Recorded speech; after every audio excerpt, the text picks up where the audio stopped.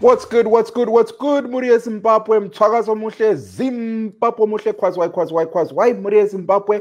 Welcome to The Connection, a Studio 7's very own youth program that targets tackling anything and everything youth-related. The program you're listening to right now is LiveTalk-The Connection, brought to you by Studio 7, Voice of America, on Tuesday, the 6th of October, 2020. Muria Zimbabwe, I'm your host, Michael Hove.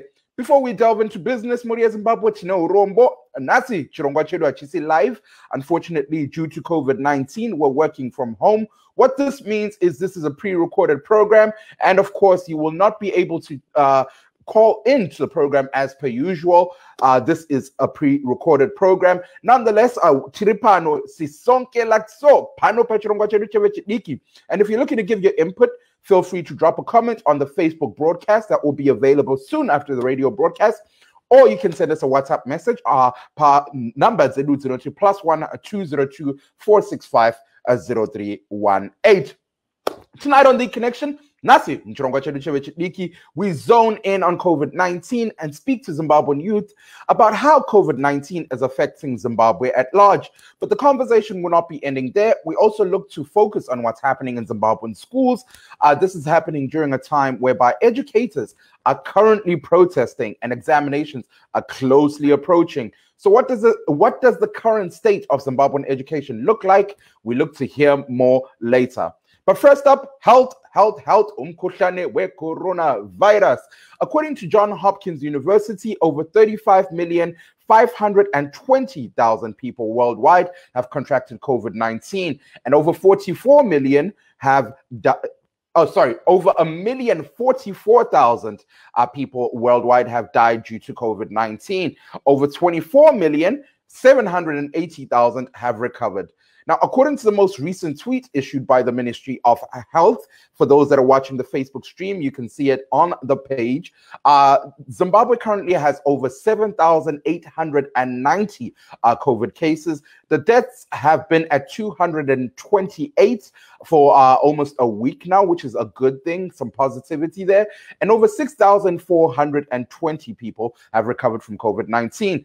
Now, the latest information released by the Ministry of Health does not show the total amount of cumulative tests conducted to date. However, it highlights that 928 PCR tests were conducted yesterday. Of those 928, 10 people tested positive and 65 recovered with no deaths. So what it's registering right now is that we are having more recoveries than deaths, and less people are testing positive in the country. The country currently has 1,246 active COVID-19 cases to deaths. Now, once again, this is a pre-recorded program, so there's a possibility that by the time we go on air, these figures would have changed, but as is, that's how it stands.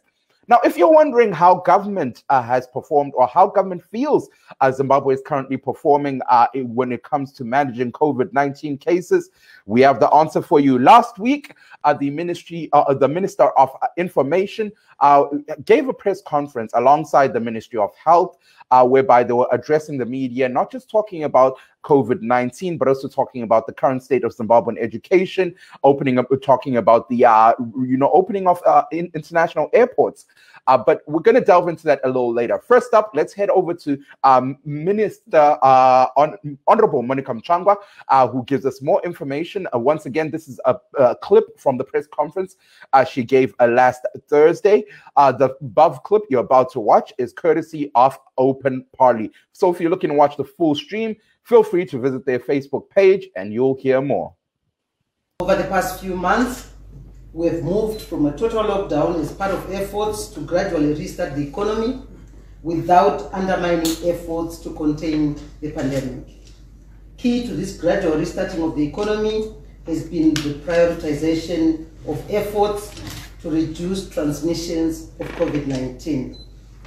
Government has further eased lockdown regulations by extending business hours, resuming intercity travel, domestic flights, and international flights, which started today, and also tourism. And this has been done over the last few weeks.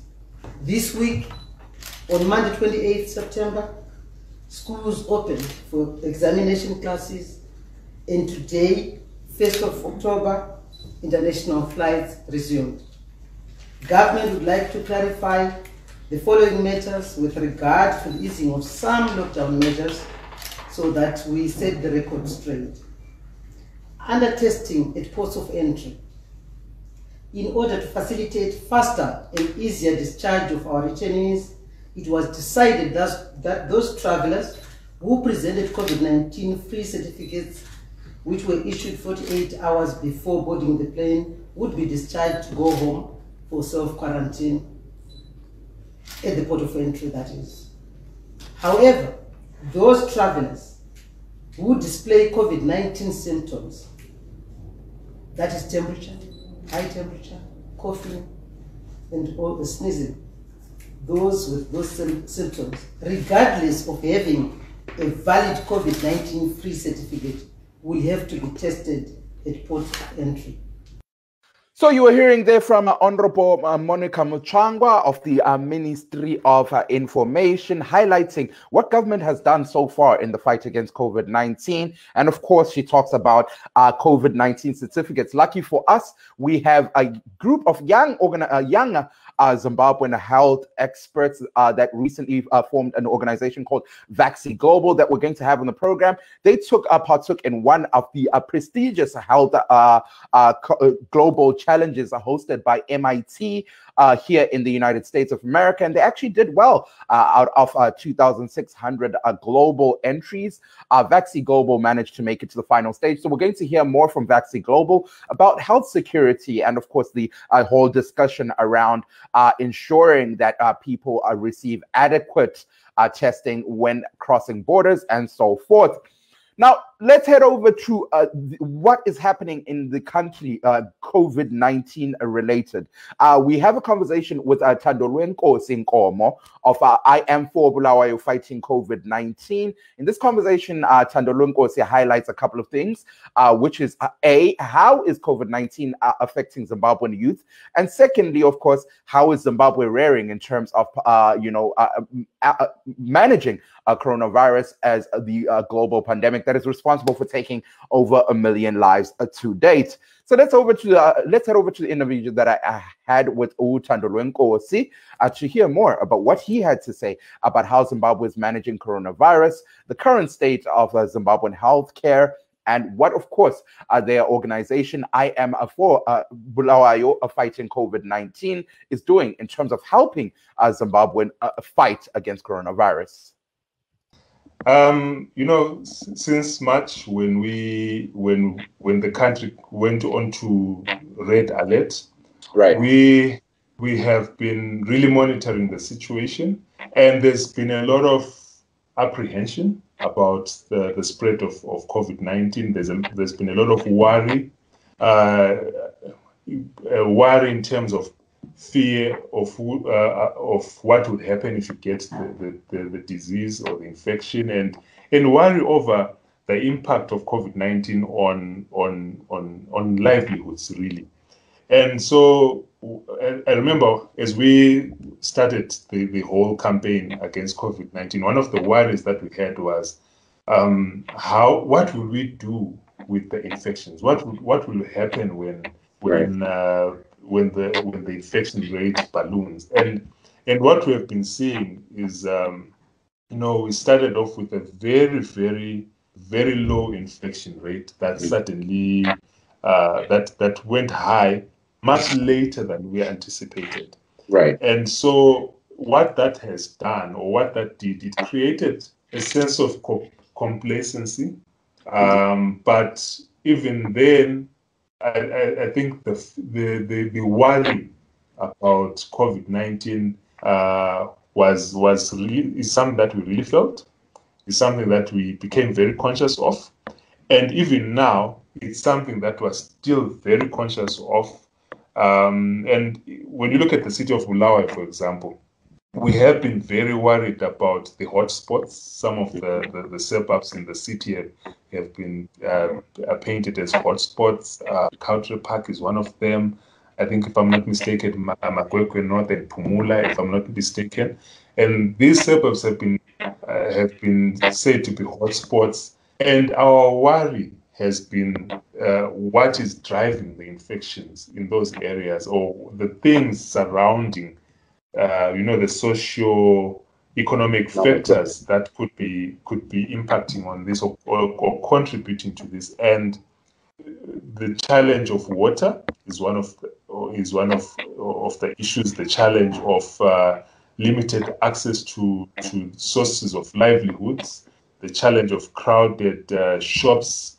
So all these things have been on our minds as we were thinking about, or as we're looking at the spread of COVID-19 in Zimbabwe and in Bulawayo in particular. And I think we're really grateful that the situation has not become as bad as it could have been, but at the same time, we are conscious of the impact of COVID-19. Speaking of the impact itself, let's focus a little more. I know that majority of the population is under the age of 35. And so my question here is, how has COVID-19 affected the nation's youth? Yeah. I think what is more apparent, or what is very apparent for the youths, is that most of these youths are people who are self-employed, or people who are trying to find their feet in the economy. And some of them also are trying to go to school, get an education, so that they can get jobs and things like that. So the very first variable in terms of impact is the loss of incomes. A lot of the young people have lost their ability to earn a living. A lot of them are hustlers.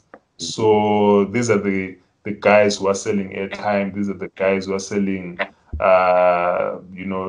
IT stuff. They are running some small shops here and there. And so because of the lockdown that came as a result of COVID-19, people, the youths in particular, lost their ability to have an income. Secondly, because of that, the safety nets around the youths crumbled.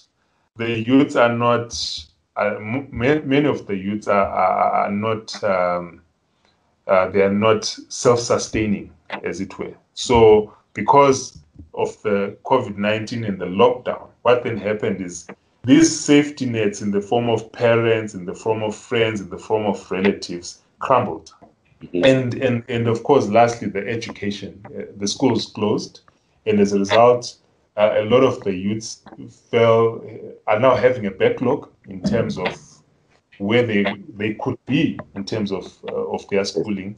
Right. Furthermore, you also have the stress associated with not going to school or going to college. There's a lot of stress around that. So now you touched on the safety net. I am for Bulawayo, your organization, in essence, is a safety net. You're providing services that are helping people. Could you tell us a little more about some of these services that you've provided and how are people receiving them? All right. We've received tremendous support from the people of Bulawayo, from the business community, from government, from the academic institutions. We've received a lot of support in terms of people being there and organizations being there to support us with resources to do something for the people of Bulawayo. So in terms of services that we have been offering, one of the things that we've been doing is psychosocial support, counseling. We also managed to get livelihood support in the form of food aid to quite a number of families around Bulawayo, and that food aid is still being distributed. We're still receiving and we're still passing on. So I Am for Bulawayo is really a vehicle through which these resources are coming in and flowing out to the people who really deserve. We have also been doing a lot of information, education, awareness through the media, right? And yeah, I think in terms of services, so to speak, that is what we have been doing. But Allow me to also just take a bit more time to explain how our work as IM4 Bulawayo is organized. So we've got 4 pillars. We've got the biomedical pillar, where we wanted to, or our desire is to strengthen the health delivery system in the country and in Bulawayo. And so under this pillar, I think one of the success indicators has been the research project that was conducted in partnership with TIPA, which means there's an organization called TIPA, which stands for Tackling Infectious Diseases for the Benefit of Africa. So we partnered and we did a testing of frontline workers, testing of frontline health workers around the city to actually, to check the validity of the, to compare the validity of the PCR and the the COVID-19, the PCR and the RDT testing. And so that was something that for us was really a huge milestone, because it then helped us to get information that could then inform the COVID-19 response at a national level. Right. So that's something that we did under the biomedical under our biomedical pillar. So under biomedical, there's that research component, and of course, there's also the issue of mobilizing resources for the health centers, the COVID-19 centers, right? And then we have the social response pillar, where we have been doing the livelihood support and the psychosocial support, which I've explained just a couple of minutes ago. And then we also have the behavioral change pillar, where we are doing the behavior change communication, we're doing our awareness campaigns, we're doing our stakeholder engagement, so that people know what we're doing and they're able to support what we are doing. And then lastly, we have the resource mobilization pillar, which is really about fundraising. So we've got people who have been really on the ground fundraising, connecting with donors, and we are really grateful for the support that we've received from donors from locally in the country and from USA, from UK. I mean, the support has been just phenomenal. And all this is what is helping us to continue making an impact in the communities of Bulawayo and beyond. Yeah. Uzulu koBulawayo ikakhulukazi abasakhulayo bakwamukela njani inhlelo zenu? Abantu abatsha siyababonga kakhulu ngoba ngathi basukumele phezulu. Ngikhumbula ukuthi ekuqaliseni sibili siqalisa lumkhankaso basukumele phezulu, abantu abatsha bavolunteer ukuthi baphathise lapha lalapha lalapha. Abanye abantu abatsha futhi ngiyakhumbula abase-Country Park basukumele phezulu bahle baqalisa labo ukuthi bakhankase ukuthi umkhuhlane lo ungabi mningi kakhulu e-Country Park laphana. Ngiyakhumbula futhi bakhona abantu abatsha eLobhengula abasukumele phezulu bathi sebebona ukuthi hey, bakhona abaswela ukudla, bakhona abaswela lokhu lalokhu, bathi njengabantu abatsha kahle sisukume sincedisane khonapha emphakathini. So ngathi mina abantu abatsha basukumele phezulu kakhulu ekulwiseni umkhuhlane we-COVID-19 eBulawayo, lokuthi lekwenzeni nje ukuthi umsebenzi wethu nje njenge-IM4 Bulawayo ube ngumsebenzi sibili olula kakhulu. Isikhathi iso sesidliwe nguMangoye mnumzana, besigqiba ingxoxo yethu becela ukuthi uphosele amazwi akho okugcina kubontanga njalo utshela ikakhulukazi abalaleli bethu ukuthi abafisa ukuthola ulwazi oluthile mayelana ngenhlanganiso ye-IM4 Bulawayo fighting COVID-19 banganixhuma njalo. Kubontanga abantwini abatsha engingakutsho ukuthi hey madoda lamantombazana, into leyi esiphakathi kwayo idinga ukuthi abantu abatsha basukumele phezulu, abantu abatsha bakhangele, bazikhangele bona, bazikhangele phakathi, bengameleli ukuthi khona uncedo luzavela e-America, uncedo luzavela eBritain, uncedo luzavela, kodwa bakhangele, bezikhangele nje abantu abatsha ukuthi hey, siyakwanisa ukuthi simelane lo mkhuhlane we-COVID-19. Nanzelele nje ukuthi abantu abatsha baqakathekile, abantu abatsha abaningi bakhona ibasebegcinile imizi lapho koBulawayo. Sikhanya ukuthi bona nje abantu abatsha babe yibo abahambela phambili ukuthi bakhuthaza abantu ukuthi bagqoke ama-mask, bakhuthaza abantu ukuthi bayenze i-physical distancing, bakhuthaza abantu ukuthi bamelane ngesibindi, bemelane lo mkhuhlane we-COVID-19.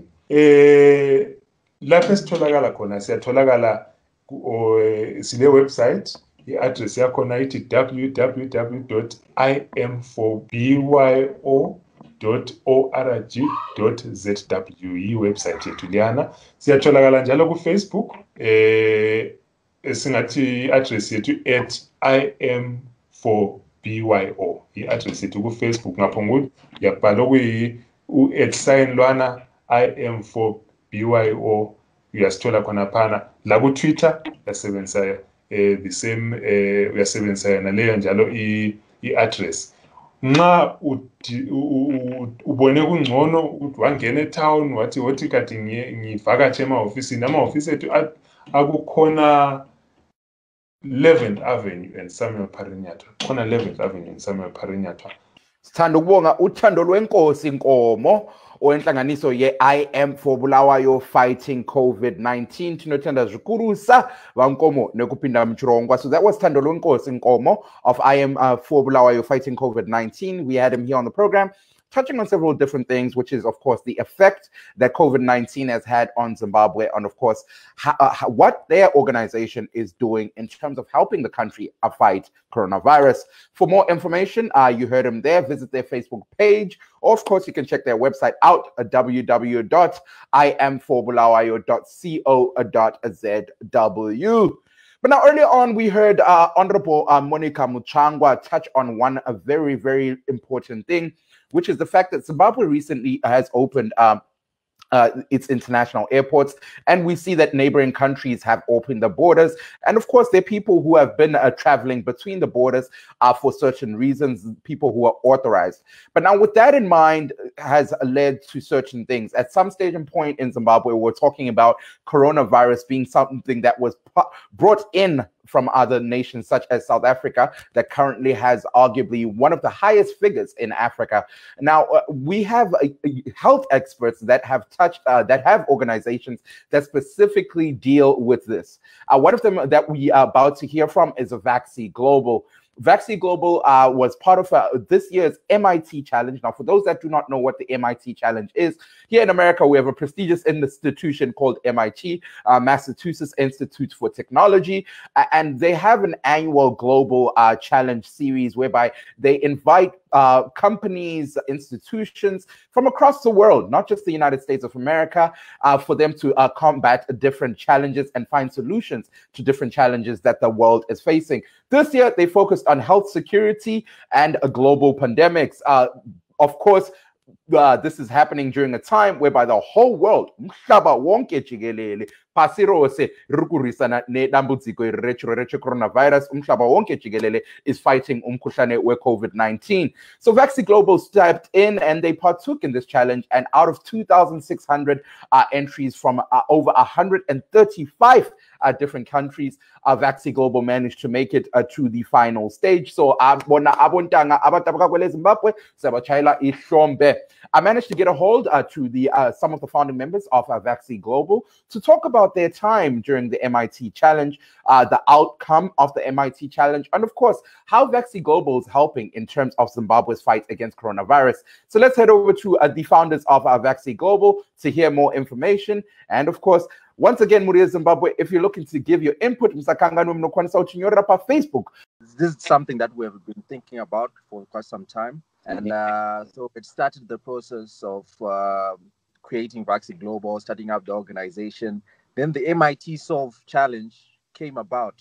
And then we decided to just put our project in there and join so as to get better experience and get better support, and also get potential strategic partners to venture with us in this idea. So that's how we then entered into the MIT Challenge solution. When I was paying attention to your pitch as an organization, A lot of the things that you were talking about touches on what you were highlighting, the buying of vaccination, certificates. How serious is this thing for you two guys to hang on to that? Like, is this a big thing that's happening? So when we started off with vaccination certificates only. That was before COVID-19, right? So we did a survey by Woodport. It's just a survey, just asking people, have you ever bought a vaccination certificate? You know, when you want to travel, let's say from Zimbabwe to Zambia, right, you need that yellow fever card. Right. So it's just conversations with these people, these cross-border traders, just asking them out of interest sake. You have this card. Did you actually get vaccinated or you just got it? And they're like, they're around. You can buy. So when you get to the border, all they want is the card. So these people, instead of going to the clinics, it's easier to just get to Roadport, buy a certificate, and travel. So that's what people do actually. And for COVID-19, there are also some labs which haven't been verified yet to do those tests. So people can actually just go there, get your COVID-19 results, and you're done, you're traveling. But they are not verified by the ministry. So these are things that are just happening because people are more concerned with getting the certificate more than being vaccinated or tested actually. Is this such a dangerous thing? Is this a big deal? Yeah, it is a big deal. With COVID-19, we know that it's highly infectious. And if you are positive and you're just traveling with a fake COVID certificate, which means you are likely to be spreading the condition and spreading the disease to other people. Okay. So Titi, I'll come to you now. Let's delve deeper more into the MIT challenge. Now on the line, of course, was millions of dollars, which you guys weren't able to attain, but I'm sure you were able to get something out of it. Any finances, any partnerships, any sponsorships that you guys were able to attain? I mean, you made it to the final stage. We've got partnerships coming up. They're loading. Oh, okay. We like that. We like to hear that. So now let's talk about how you've highlighted how your organization is focused on global communities, right? So the challenge itself, folks, when I read up on the challenge, they're talking about how the idea was to better prepare global communities, for future pandemics and the current one, of course, being COVID-19. So now when we talk Vaccine Global, how does Vaccine Global fit into all this? How does Vaccine Global help in fighting COVID-19 globally? So as we mentioned prior to this, so our system, we've tailor-made it such that it includes COVID-19 certificates and also tracing where you got it. Was it legit? How many hours ago did you actually get the test done? So it will actually be tracking all the travelers who are traveling throughout the borders, throughout the world, to see if the test that they had was legit and was it negative, and such that we promote healthy travel and also promote people's freedom to travel. You guys are based in Zimbabwe, where it's not the most friendly, the best place to do business. However, you're still there and you're creating a conducive thing out of it. So I am curious, though, to say, how is Vaccine Global working right now? Yes, you're working with the global community, but you're in Zimbabwe. How are you working right now in Zimbabwe? Well, the thing is, coming from an economy like ours and also being a startup, it's not as easy. Right. We literally have to sacrifice everything we have on a personal capacity so as to push most of the project, most of what we are doing. So in the likes that you like, so like competitions like MIT and so forth will get us strategic partners that can then boost our system and also our networking. It's not easy because we have to actually literally sacrifice everything we have to so as to build the business. Did you want to add on to that? Also as well, there are a lot of processes that you have to go through, and sometimes they're a bit slow and hectic, but we just have to be patient and go through each and every step. So we're just trying to add the patience as well. Okay. All right. So now, as we wrap up our conversation here, guys, like I said, I brought you here to highlight what Vaccine Global is all about. fortunately for us as Voice of America, we have a lot of people who cross borders on a day-to-day basis that pay attention to our programs. Vaccine Global fits right in. So my question, I guess, as we wrap up our conversation is, where can people find more information on Vaccine Global? Okay, so we've got a website, Vaccine Global.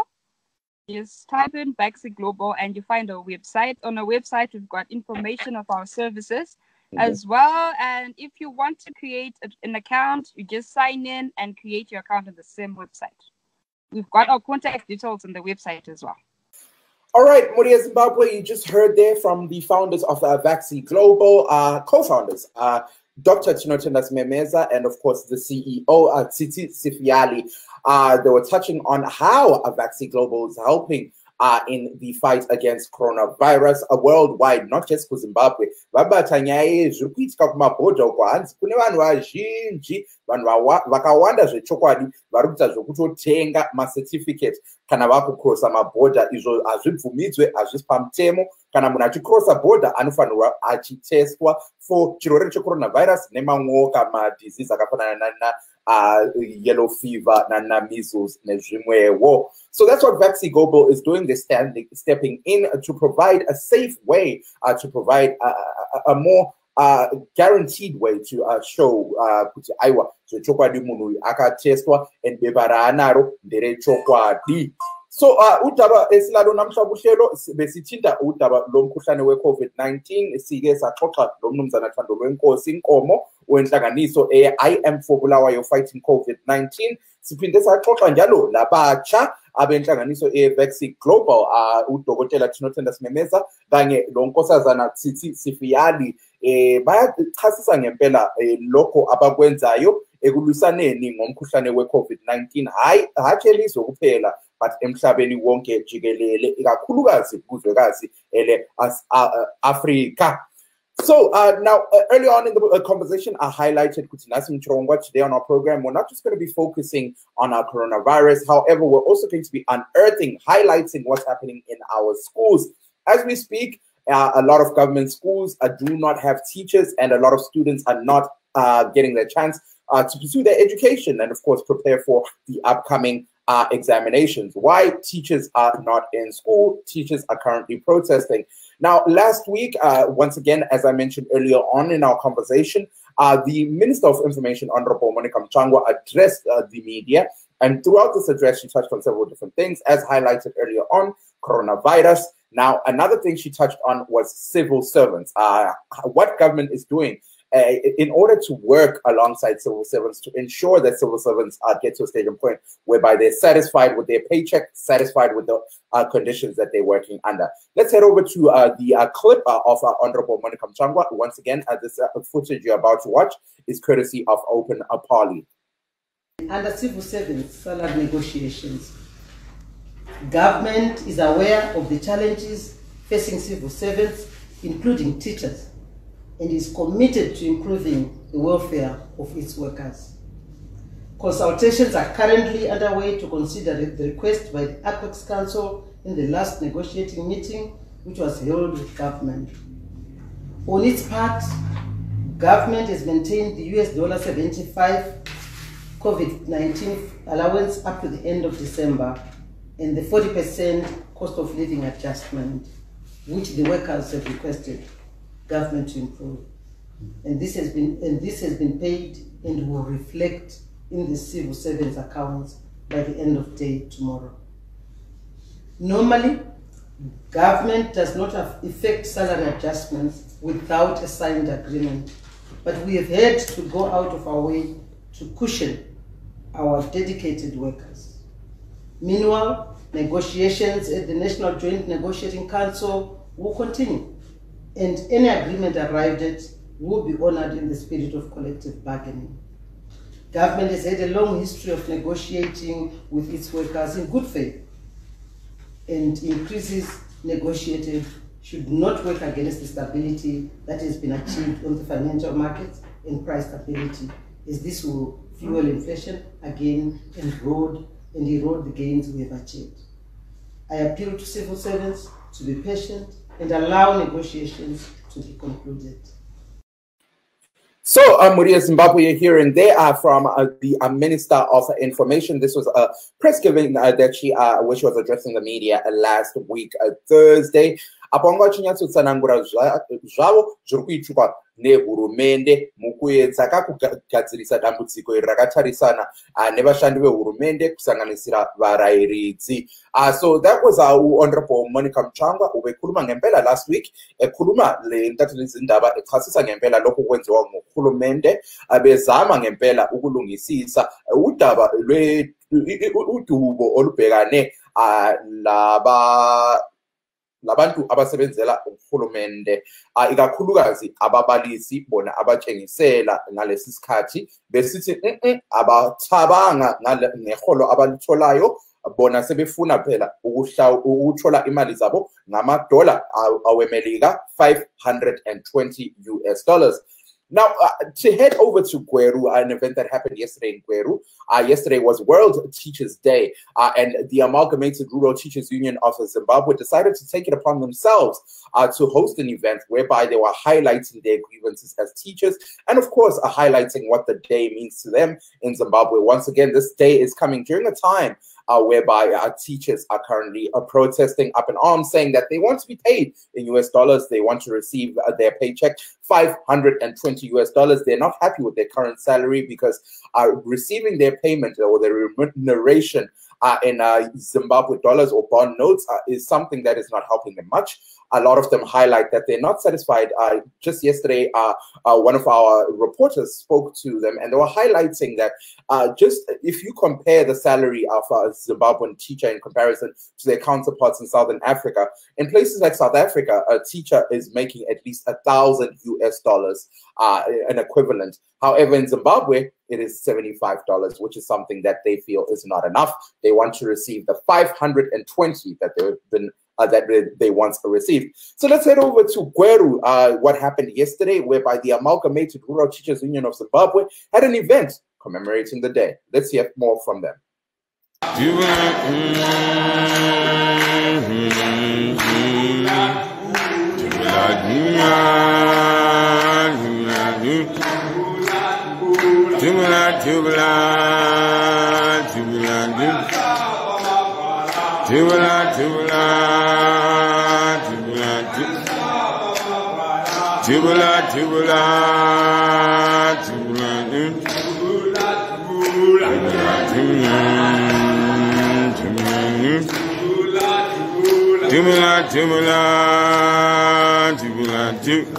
Long live Atus, long live! Long live! Long live fighting spirit, long live! Long live! Long live union, long live! Long live!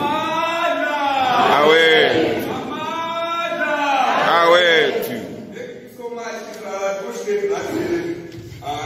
I can use this, but my voice is still enough to all the four corners of the house. Thank you, MC, for giving me this opportunity. I prepared my speech in English, but I will try also to expand so that everyone also will be able to hear. The President, Comrade Robert Masarawe, comrades and friends, all protocols observed. I welcome you to this event with revolutionary greetings as we converge not to celebrate this Teachers' Day, but to commiserate about our collective plight and predicament as workers, as teachers, and as a people. We meet not only to commiserate, but most importantly, to join hands once again, to reconfigure our collective struggle as we march towards extricating ourselves from collective absolute poverty and its attendant indignities. As we confront the mother demon that will want the workers to suffer in this nation, we are converging at a time where we are coming from our home with empty stomachs, all because of a system that is put in place to exploit workers.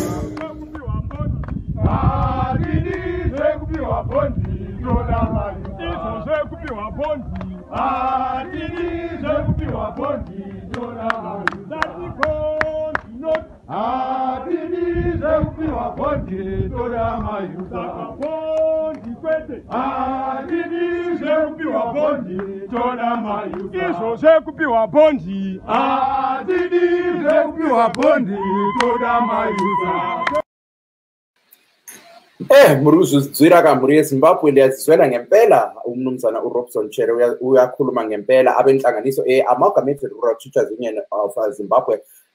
They had umhlangano izolo lapho they were talking about intubeko their problems njengababalisi. But we also reached out to Robson Chere to kind of comment on other issues that were related and some of the developments, such as the payment that they received last week. Was it enough? And of course, why are they not choosing to work alongside government whilst government looks to resolve, whilst they're currently in talks? But let's head over to Robson Chere to hear more about to hear more about what they're saying as teachers. Ngano waitwa pakati pehurumende nevanomirira vashandi hauna chavaburitsa nekuti vanga vakamirira hurumende wamavhima hawana chavauya nacho chinoonekwa uye kuti vatambire nhunha dzedu. Wangotaura kuti nhunha dzenyu dzanzwika achanozisa kumakurukota, izvo zvaita kuti tozobudawo takagumbuka zvisingaite. Tipeiwo maondero enyu pamusoro pezvemashoko akataurwa naHonorable Monica Muchirongwa apo vakati senzira yekudzivirira kutekeshera kweCovid-19 zvikoro zviri kusangana nedambudziko rekushayikwa kwemvura hazvina kupiwa mvumo yekuvhura kusvikira dambudziko iri ragadziriswa. Mashoko akaburitsa ekuti zvikoro zvisina mvura zvakanzi zvisavhure, idzodzo inhema dzakanyanya zvikuru. Hurumende yakaisa instruction yekuti zvikoro zvese zvinge zvichivhura apa pasina zvikwanisiro zvakanga zviripo, uye isu sevanomirira varairidzi tigara tivaudza kuti nyaya yedenda reCovid inyaya tofanira kukoshesa, tofanisa zvikwanisiro zvese zvinoita kuti varairidzi vange vari safe pamwe chete nevana vechikoro panguva ino denda iri ratekeshera nyika yose.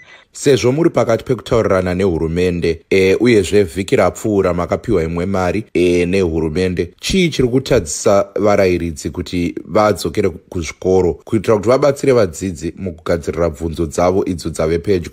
Hatingaiti mari, nekuti mari yakaiswa nehurumende haitokwani kana kuti munhu anga achikwanisa kufamba kuenda kuchikoro kwaanodzidzisa kuti anga achiwana kukwira muchovha chaiwo. Saka hatingati hurumende yakaisa mari. Saka panguva ino tikuramba takati hurumende ngaitipe zvikwanisiro zvinoita kuti tinge tichienda kumabasa, tinge tichiwana mihoro inokwanisa kuti tinge tichifamba kuenda kumabasa, uye mhuri dzevarairidzi dzinge dzichiwanawo chokudya munguva inoi. Tichipeta hurukuro yedu vaChere, kandai mashoko enyu ekupedzisira kune vadzidzi pamwe chete nevabereki vasiri kufara nenyaya yekuti vadzidzi havasi kuwana mukana wekudzidza panguva iyo varairidzi vasiri kuenda kubasa. Kuvabereki vose vemuno muZimbabwe vane vana vanoenda kuzvikoro nevana, tinoti dambudziko revarairidzi idambudziko rinofanira kunzwisika, dambudziko rekushaya mihoro inokwana idambudziko rinofanira kuti ringe richinzwisika.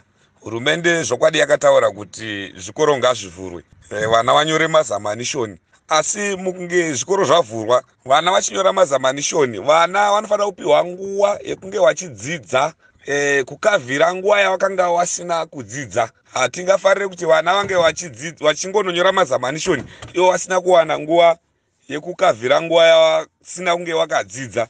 Uyezvo hatingafarire kuti varairidzi vange vachidzidzisa matumbu avo asina kana chikafu, vaine nzara, mhuri dzavo dzakagara kumba dzisiri kuchikoro vachidzidzisa vana vedu vabereki, asi vana vavo vakagara kudzimba. Saka yanguva yekuti dambudziko remurairidzi idambudziko remwana wechikoro, idambudziko remubereki.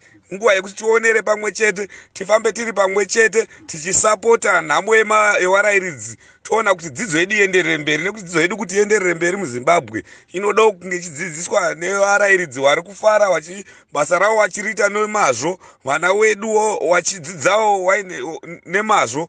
Dzidzo yedu ndokuti ienderere mberi mukati menyika ino yeZimbabwe.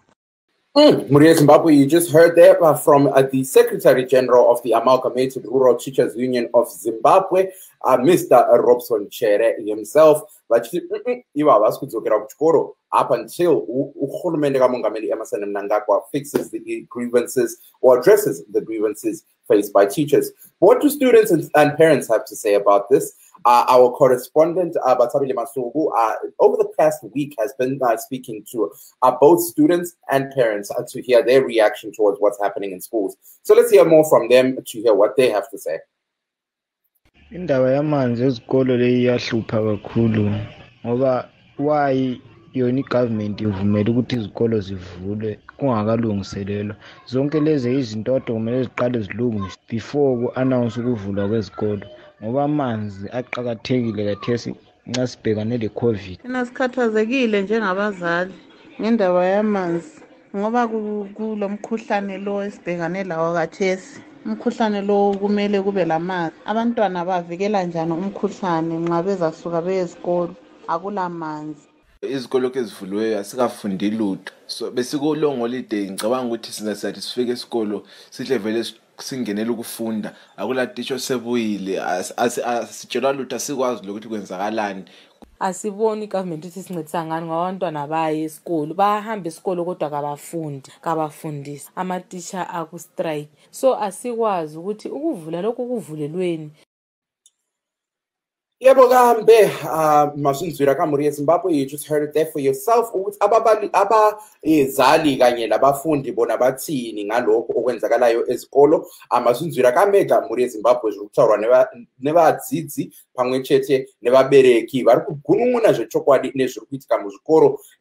Takanzwa futi zvekare vhiki rapfuura hurumende ichinyatsoti zvikoro sezvo muzvikoro vana vari kuita zvimwewo zvikoro zviri kusangana nedambudziko rokushaikwa kwemvura ngazvimbomira kuvhura.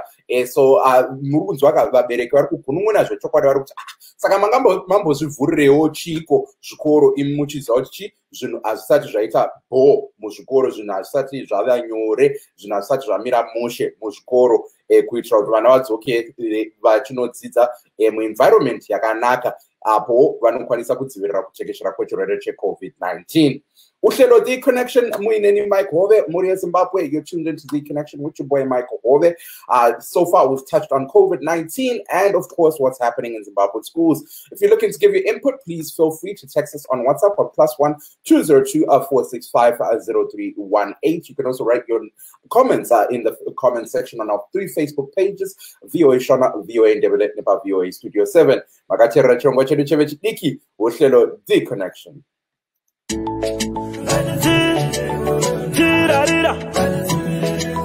Message ya bakuruz chidzivirire COVID-19 uzamire meso nemumwe mire wanimita kupapa nemumwe kezaima wego nesipo kwesendisekezi kana kudarika ezai kusaungana ezai kusaenda parizinji nekuti COVID-19 chirwere chiriko.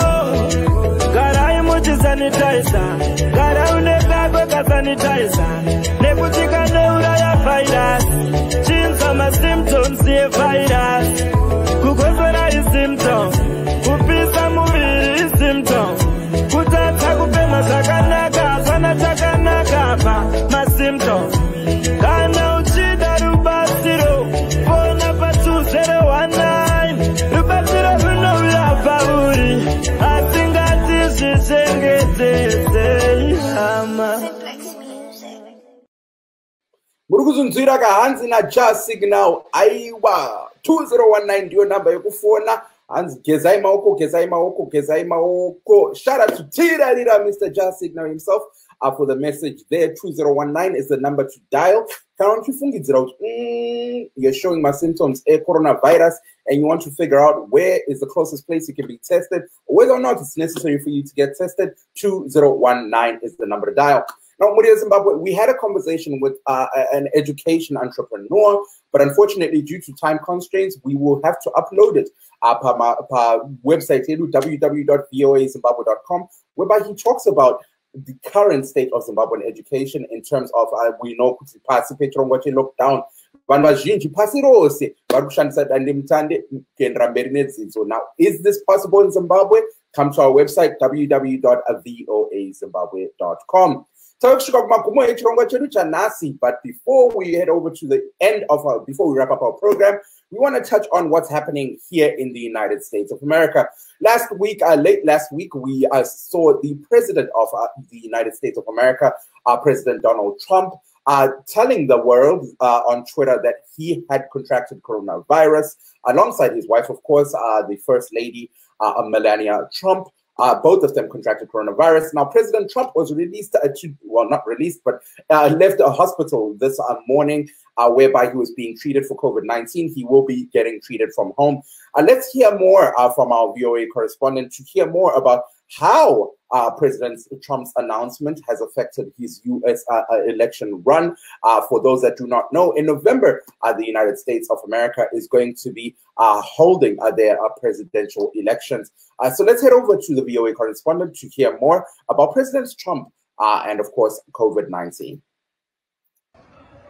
Over the weekend, President Trump's supporters gathered outside of Walter Reed Military Medical Center in suburban Maryland as the president was undergoing coronavirus treatment to wish him a speedy recovery. He's strong, he's a fighter, so I have every hope, but I mean, obviously they need to take every precaution. On Sunday, supporters cheered as Trump briefly emerged from the hospital to wave at the crowd from his motorcade, but some medical experts raised concerns that 2 Secret Service agents were riding in the vehicle with the infected president.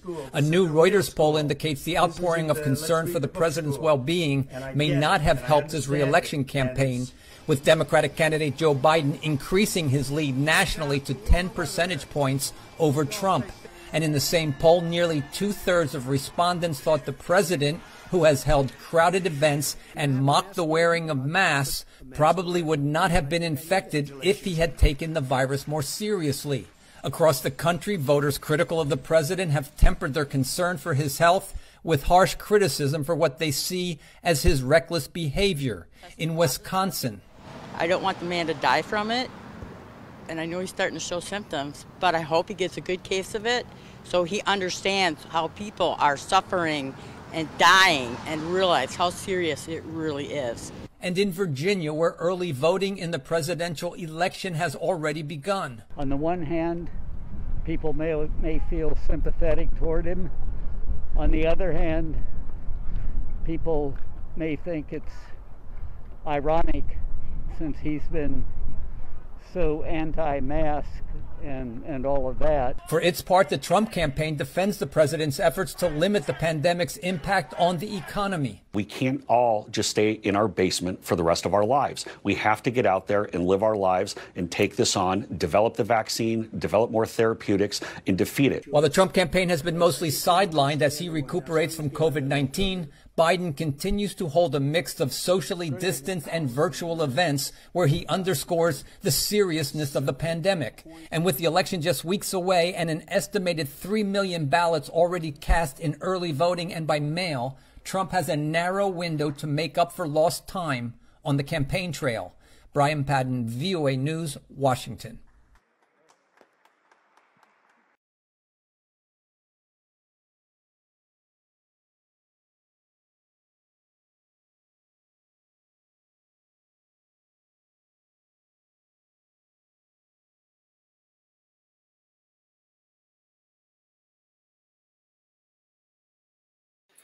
All right, there, Muria Zimbabwe. You just heard there from Brian Penn of VOA News here in Washington, D.C. He took to the streets of America. You heard there. Izolane zemelika besikhulumela ngempela lokho imicabango yabo phezu kokubanjwa kukamongameli Donald Trump ngumkhuhlane we-COVID-19. But now, there's also another big thing that's happening this week. The vice presidential candidates are the current Vice President Mike Pence and, of course, the Democratic vice presidential candidate Kamala Harris are both going to be going toe-to-toe tomorrow night in the vice presidential debates. Let's hear more from VOA to hear more. What is bound to come out of this, and of course, how important is this vice presidential debate? It is considered the political undercard, the vice presidential debate.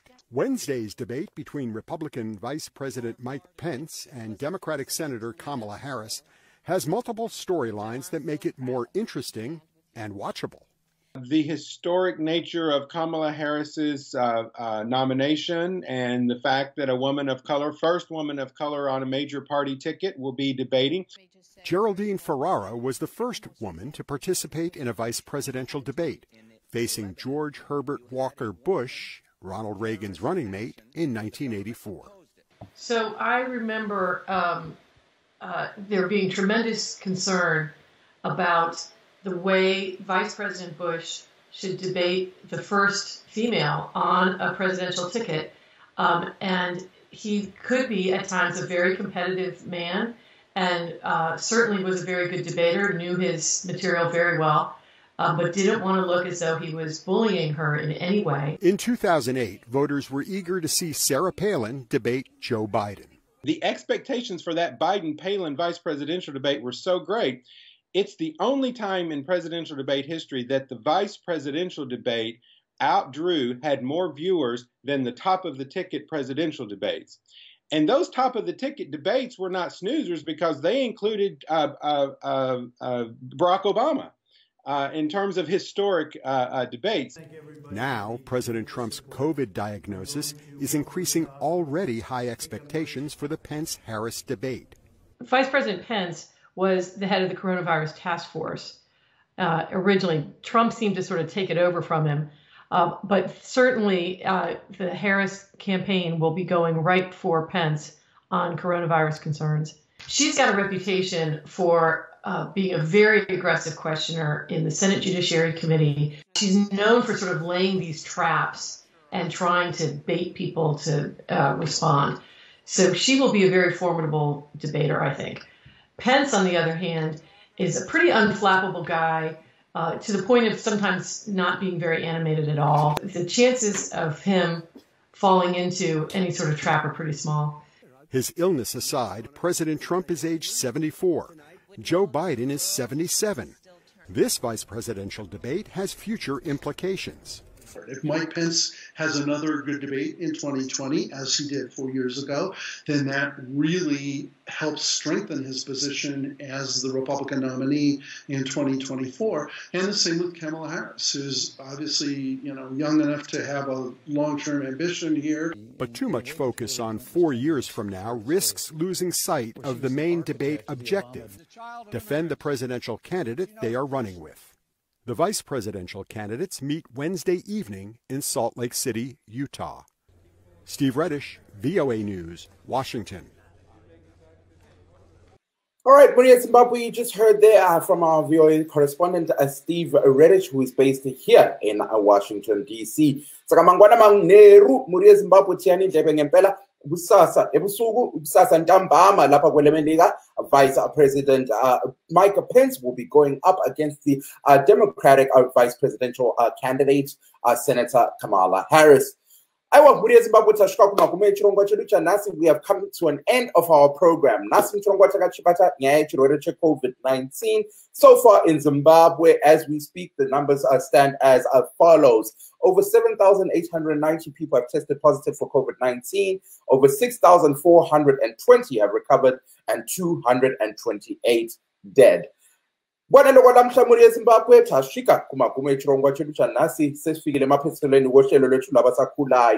Unfortunately, time has run out. Nonetheless, today on The Connection, we're talking COVID-19. We highlighted what's happening in the schools, and of course, we highlighted what's happening here in the United States of America. Let's meet same time, same place. Pano pachongwa chedu chevechidiki. Muineni Mike Hove here on The Connection. Muri Zimbabwe. Bye-bye.